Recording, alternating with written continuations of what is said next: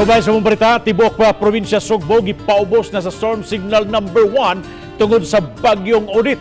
Pipinakabahin sa Southern Cebu kagahapon pa lang gikonvene na ang ilang mga city, municipal ug barangay disaster risk reduction and management offices. Ano ang report ni Faye Marie Dumabok. Sayo pa lang ganihang buntag, gipreposition na sa Carcar City Disaster Team ang ilang mga sakyanan ug ambulansya nga gamiton alang sa quick response. Hinahinay na usab nga giandam ang ilang mga gamit sa search and rescue operation. Gipulungan usab ang mga kahoy nga posibleng maputol kung adunay kusog nga hangin ug pag-ulan. Matod sa Pangulo sa City Disaster Team, Kim Lauron, nga gipahimangnuan na daan ang mga barangay, ilabi na ang 3 ka flood-prone areas, 5 ka landslide-prone areas ug 5 ka coastal barangay sa pagmatngon. Diri sa Carcar, ma'am, ang pinaka-vulnerable na mo is kaning ang poblasyon 1, 2, and 3. Mao gini bahaanan kay namo nga area.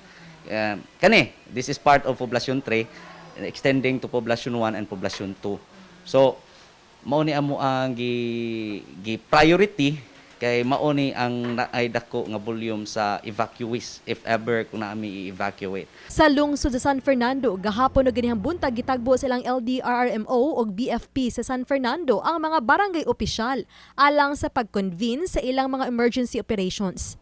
Sa City of Naga, gahapon pa lang, gi-activate na ang mga Barangay Disaster Risk Reduction and Management Councils.